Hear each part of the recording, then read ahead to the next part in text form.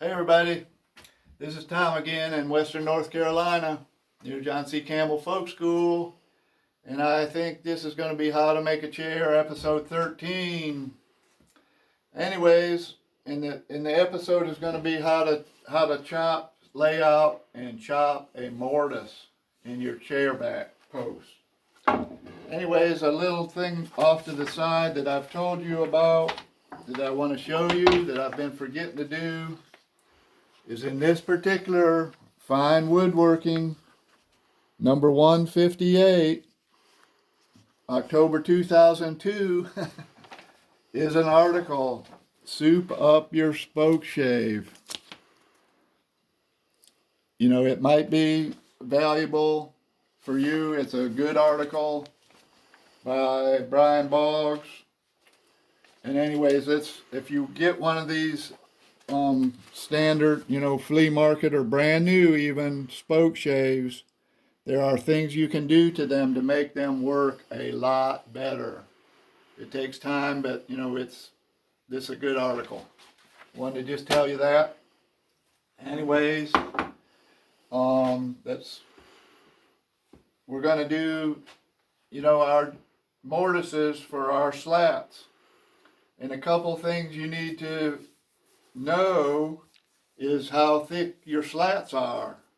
If you've made really, really thin slats, or it doesn't matter how you made your slats, you gotta make your mortise small enough so that your slat will fit into it tight. If you make your mortise too big, your slat's just gonna slip in and not be quite right. So you have to match your slat thickness up to your mortise chisel. And my particular mortise chisel is somewhere near 3/16. It's actually a little bit bigger than 3/16, but it's not a quarter. In my opinion, a quarter is way too fat for this particular chair slat. I used to make my slats 150 thousandths was the thickness of this, and now this is closer to 200 thousandths. 3/8 is like 1/825 or something, or 275. No, 1/875 or 1/825. That's machinist talk. Anyways, I'm going to show you how to lay these out. The last episode, we got our pieces laying flat on the bench, and we got our ups drawn on there, and when we put our things on the bench, the up is up, and this is the side that we took the taper off, and it's the side the mortise goes on. So we're going to lay them out with the chair stick, starting at the bottom. And I just marked the bottom of the mortise. And once I mark that first one, like that, then I just turn the stick right there and line that one up, and then I mark the other two, like that. Now I'll go back and do this one. I'm not going to do that one because I'm just going to work on this one. And then once I mark those bottoms, one of the things you want to do is you want to compare them to each other and make sure that those are in line, pretty much in line with each other, and not way off. And if they are off, figure out why or line them up with each other. But then the next thing I do is I take a 2-inch chisel and I lay it on that mark I just made, and then I make the other mark. That's the top, that becomes the top of the mortise. Just make that, see I got 2 marks right there. And then I'm going to make 2 marks right there. So you got 2 marks. You got 3 things, and you might even want to put a X so you know where the middle of the mortise is. And you notice I didn't draw the lines all the way across. I just the lines are just on the one side. I have seen people accidentally put their mortise on the wrong side before, and that's no good. Anyways, and then another thing that you get to choose, or that I choose, is how far away from this face do you actually put the mortise. And I have found a good rule is to put the mortise, the thickness of the mortise chisel, away from the edge. And you can just use your chisel to make that mark. I could do like that. And I'm just making this mark. I'm making that mark right there, and it's inside the mortise. It doesn't cross these lines. Another way, if you've got a lot of these to do, you can set your little square, you know, the thickness of your chisel, and then you can go along and make your marks with that. And I'm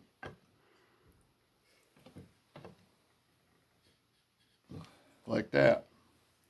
And that's the edge of the mortise.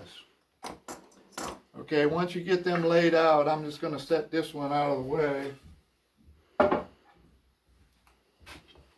Once you get those laid out, is this the one I was going to do? I don't think it was. I'm going to do the other one. So I'm going to do it again for you guys. I laid this out to here, mark this mark here. Then I'm going to mark the other two marks.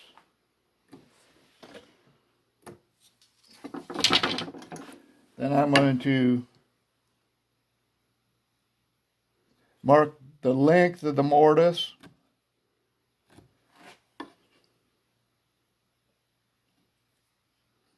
You know you're getting good camera work today because I got my buddy Evan showing you the close-ups and stuff.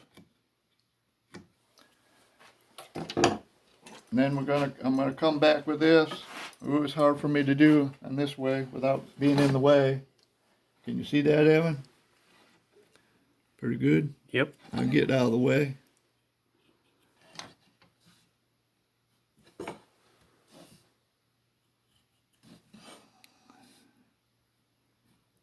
All right.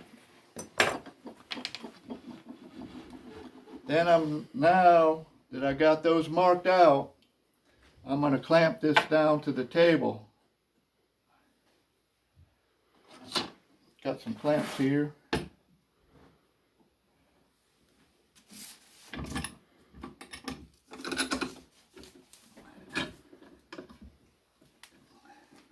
And I use regular C-clamps for this thing because we're going to be doing a lot of pounding, and these C-clamps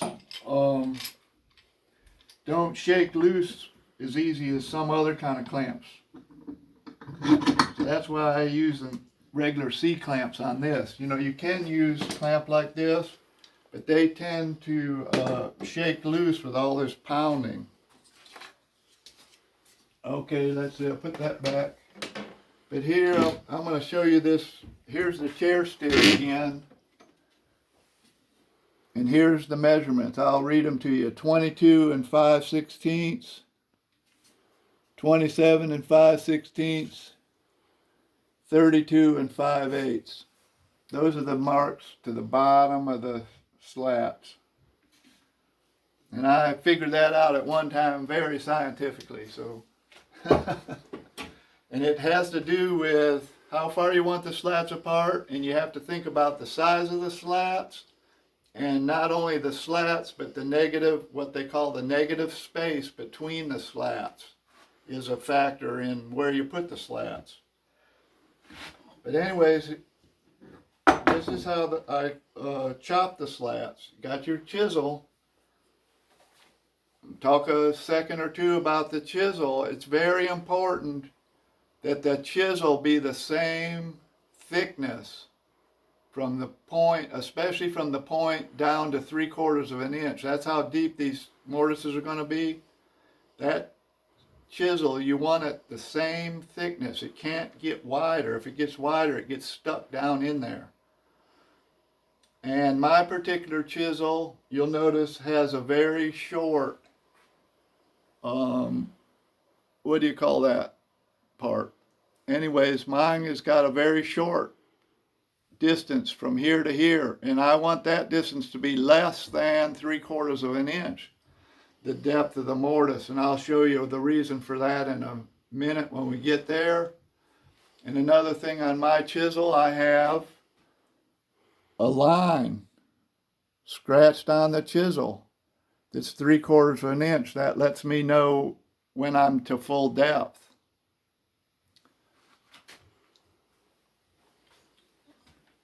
Okay, so anyways, the first thing I'm going to do with this chisel, I'm going to put it right next to these marks. Can you see that one, Evan? Mm-hmm. I'm putting it right next to that mark, and I'm away. I'm not right on this end mark. I'm inside of the end mark, but I put it right there. I'm going to just hit it a tap, and then I'm going to do that again up here. And I'm just going to go right up and do all these while I'm at it. That mark I can barely see. Am I in the right place? Yep. Oh.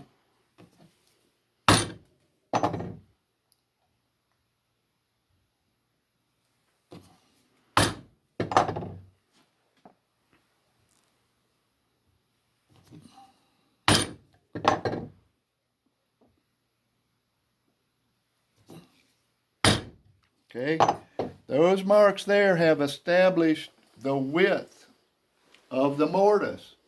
And your mortise is going to be the exact size of your mortise chisel. We're not going to make them wider. We can't make them narrower. They're going to be just the width of this thing. So that's the width. And now we're going to establish the edge is of the mortises. And I'm going to do that with this 2-inch chisel. It's going to establish the edge of the mortise, and it's going to kind of establish the actual length of the mortise. I'll get that on there as best I can, give it a tap. See that line? It's hard to see with all that grain and stuff in there, but there's a line there.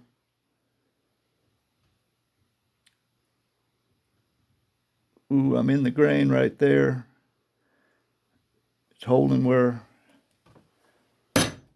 finding its own spot. But those are the edges of the mortise. Just go ahead and do these ones too.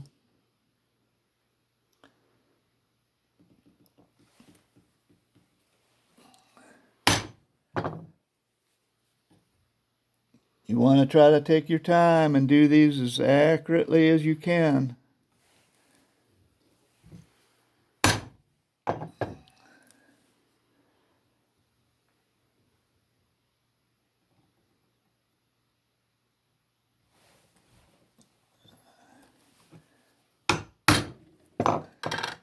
I'm putting quite a bit of down pressure on this chisel when I set it down just to make sure it stays right. I'm setting down one end at a time, getting that one established, and I'm rocking it down, getting the other end where I want it to be, and I'm holding it down hard so it doesn't slip around and move. I noticed that one wasn't right on the black line, but it was right on the chisel mark that I made. So I'm going to set that aside. So there, I've got all those laid out now. So which one of them can you see the best, Evan? This one? Let's go with the middle one, yeah. Okay. So now I'm going to chop one of these for you. And I got my chisel, and there's my hammer. And I'm using my right hand here to place this, and I'm going to place it right at the end of those lines. Right there. And I'm going to take a little hit. You notice which way I've got my bevel pointed, and that bevel drives it that way. So I didn't hit that one very hard because it's going to drive it that way, which I don't want. So I'm going to step back here a little bit. Going to hit that one harder. Try to get that chip out. Okay, I'm going to go back a little bit more.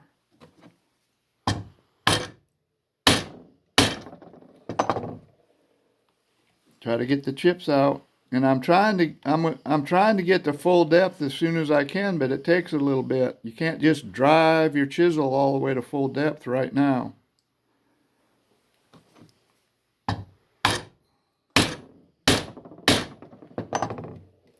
And it's very important that you don't wobble your chisel side to side, because that wallers out the top of your mortise.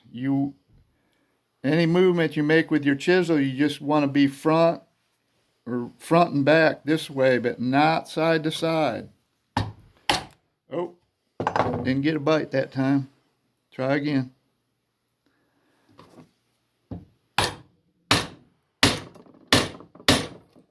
See, you can go this way, but you don't want to go side to side. And if you can get those chips out, that's okay.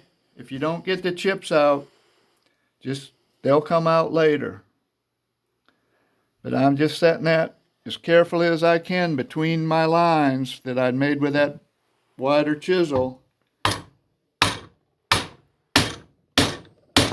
I'm going to look and see how closely. I'm still about an 1/8 inch from being full depth. I don't know if you can see that line or not there. But I'm going to go back like that. See how you have to be careful at the beginning here about prying your chisel back, because if you got that chisel jammed way down in there super tight and you just go straight back, sometimes you can break the tip of the chisel off. I think I might be able to get to full depth this time. Okay, there's my line. My line just disappeared there. But I'm pull that back. But I've got a little bit of upward pressure on my chisel so that I don't just have that tip jam down in there and break it off. But up pressure, there we go. Whoo. But you can see now how crisp these top corners are. And that's important. That's where your fit is going to be made. Your slats need to end up, right against there. You don't want that to be wallered out. So now that I'm to full depth, I pretty much am going to go to full depth every time I drive my chisel in. And I would like to see that line on my chisel disappear. And then I pull that out. Do it again. And see, I've set my hammer down and I'm using my right hand to line this up. If you line it up with your left hand, that's fine and dandy, but then you have to switch hands and that's a waste. So I set my hammer down, use my right hand, very carefully put that down. I got some downward pressure. And as I'm driving that chisel in, my eyes are looking down here, seeing what's happening. I'm not looking at the top of my chisel.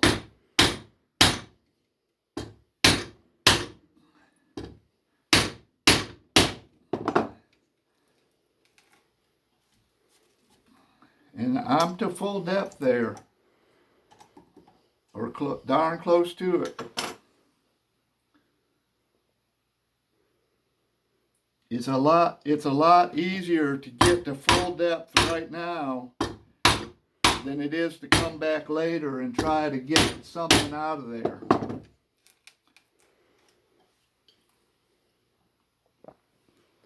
Are you when you're hitting it, are you trying to get it vertical or past vertical?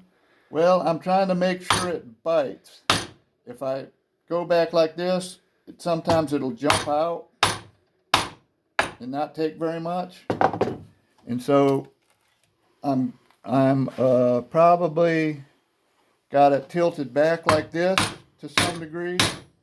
And then as I go in, I'm getting it more back to vertical. And when I'm to full depth there, I'm closer to vertical.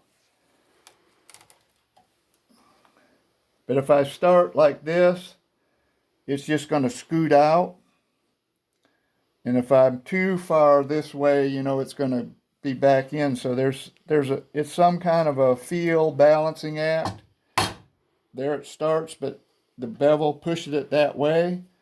I have to compensate a little bit by leaning it, that way. But then as I go in, see how it sort of comes back up to being upright.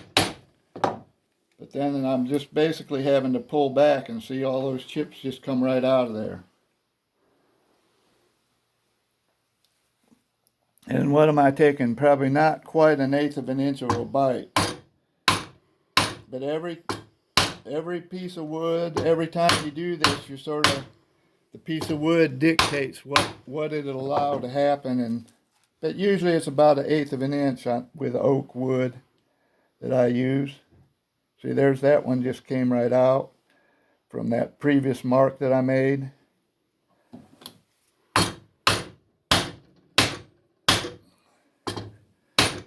Looking at my line, there it disappeared.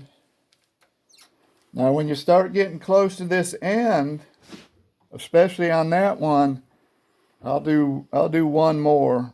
But see, I don't have very much to get, so it's kind of hard. So I'll just start in there.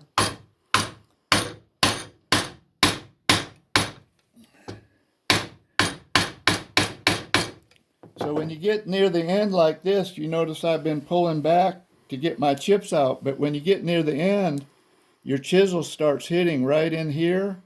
And you do not want to pry very hard against this corner, because you'll damage this corner here. So at some point you just have to stop prying and pull your chisel out. And so we've got a slope going down in there, but we need to get to this end. You can see that wood's going down in there about like that. So what I'm gonna do now is I'm gonna turn my chisel around, and I'm gonna start in about down near the bottom of that slope and just drive that in. Pry back and not damage this, but pull my chisel out. And then I'm gonna move, my whatever it is, that 1/8 of an inch. Straight down. I can pry to there, but then that's all the more I can pry. Just got to pull my chisel out. Move another closer to the end.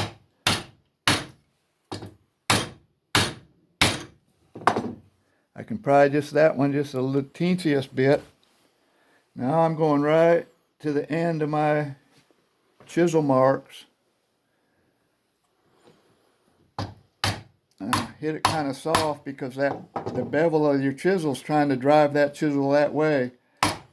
But like this is the last cut I'm making, and if anything, I want to undercut that. I don't want that end to be that way. I either want it to be vertical or undercut. So I'm going to try to undercut it just a little bit. Did the line disappear?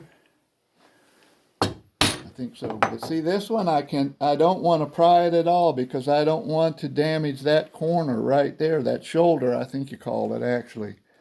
So I'm just going to pull my chisel out. Now this is the point where I want my bevel distance here to be less than 3/4, because I'm going to put this back in this direction, and I'm driving that point right down into that bottom corner.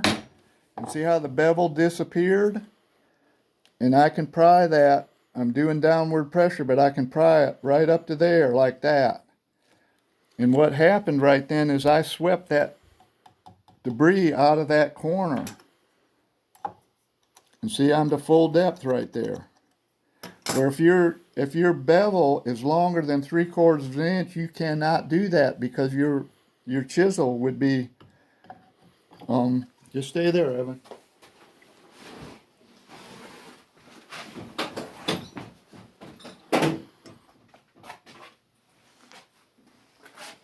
If you had a real long bevel on your chisel, this chisel won't quite fit, but if you had I'll put it back here, if you have a real long bevel on your chisel, see, your bevel's already touching where the shoulder would be. You can't pry it. And so that's why I have that short bevel. But this is how just about all mortise chisels come with a real long bevel. I don't like that. And this chisel came like that too, but I modified it to what I want. Another thing this chisel here reminded me, another thing I personally want in my mortise chisel is I want this side to be very close to the same thickness as this side. Because when I've got my chisel down in there, I want all those four corners to be sweeping the edge of the mortise to make it crisp. Where if you have this top edge a lot narrower, it doesn't help you, clean the edges, and it maybe even incites you to twist your chisel around. So anyways, I've got this end to full depth and swept out, and I've got to go back to this end where I started and get it cleaned out. So I'm going to guess wherever that slope on this end might be, and it's probably right about there. But I go down, that just almost fell in. I'm moving that way towards the end of the mortise.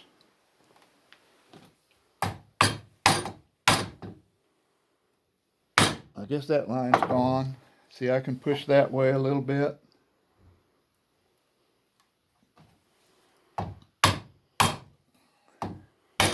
See that line? There it is. And then just disappeared a little bit. I've still got a teeny bit of meat at this corner up here that I can pry against, and this I think is going to be the last. See, I'm putting right in there in that one I made. And I'm trying to undercut it.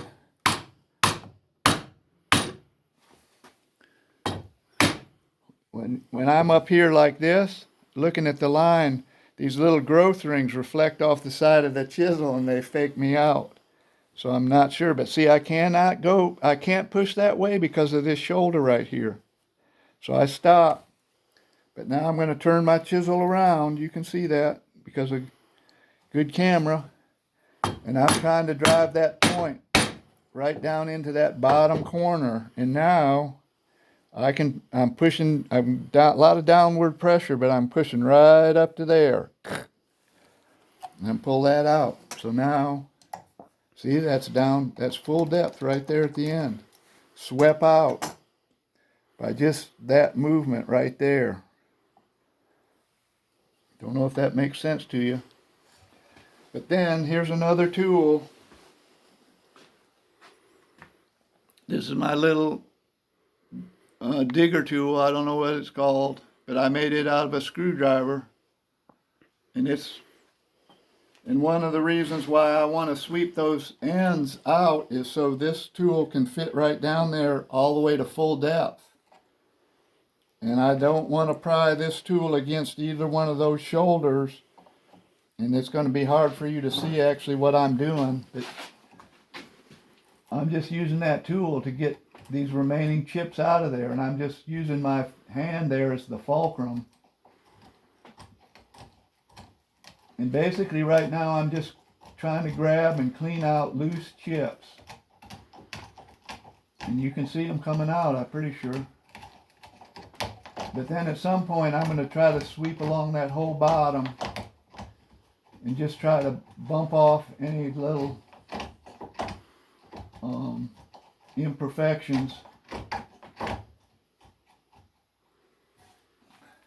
But one of the things you don't want to do with this tool is you don't want to just pull it like this. Because what ends up happening, the tool gets stuck and then it breaks loose and it can hook like right there and rip this corner right out. You know, I've seen it happen. So anyways, there's still just a teeny bit of debris left in there. But I'll get that out when I unclamp this and turn it over and bang it off. But here's my other tool. See, and that's full depth the whole way. And this tool here is what's called a vernier caliper. And you'll see these at the flea markets and stuff for $1 or $2. You can buy a brand new one. They're pretty obsolete the way they work and stuff. But I have this, and I keep it set right at 3/4 of an inch, and this is what I use it for. It's the thing that I just go to make sure that these are full depth. You know, that's instead of taking your everyday caliper that you use for everything else and, you know, setting it and checking. But, you know, that's just a handy tool to use. So that's a mortise. And I think you've seen a close-up picture of it. And those edges are nice and crisp. They're not wallered out you know, you want them straight up and down, not like this. Another thing that you want to check for, you can set your little thing, what's this called, a tri-square. Set it a little less than, you know, full depth. You want to be able to put that in there and get that right to the edge like that. If it ends up looking like that, you haven't, you know, you got stuff in the way down there. You want that to go right to the end, right there, on both directions. See that right there? If it doesn't go to the end, it means you've got your slope there. You want your slat's got to go in there. So you want all that stuff out of the way. So anyways, that's how I chop a mortise. That mortise is the width of that thing. This distance here is 2 inches. That's just a regular old, you know, hardware store bought chisel. Another thing I forgot to tell you today, I told it to you the other day, but you want to chop these mortises parallel to this face here. And hopefully this face is perpendicular to your bench. And sometimes, and I didn't show you this when I first started because I was just so excited to just go ahead and chop the mortise. But sometimes if you haven't ever done this before, you may want to put a tool like this near where you're chopping to give yourself a reference to what is actually perpendicular to the bench. And hopefully your face here is perpendicular to the bench. Okay, and another thing that I need to tell you, and I might have told you this before, but before you lay this all out, you know, after you've made your taper on this piece here, before you lay this out and chop your mortises, you want to make sure that this face, this front, what I'll call the front face of this back post, is smooth and the way you want it to look. Because if you lay these out and chop your mortises and then for some reason you've got bumps or anything in here, defects that you need to come back later and get out, that affects, you know, how far away from the front these mortises are. So you want to clean this face up before you do the step that I just showed you. And I can tell you that I did all these just like right on this belt sander with the motor running. And so that's, you know, anyways. So that's how I chop a mortise. And, yeah, don't stop yet. I'm talking to the cameraman. So anyways, that's episode 13. You know, how to chop a mortise basically is what it was. And it's April the 2nd, 2021. We're in the pandemic still. We're hoping we're getting out of it. We've got pretty chilly weather here today, but it's clear sky. We'll probably go outside some today and garden and this and that. The red buds are blooming. And anyways, I hope you guys can be thankful for what you have. I'm thankful for what I have here. And hope you got something out of this. And I'll be back pretty soon with the next step. I don't even want to think about what it is right now. So anyways, bye.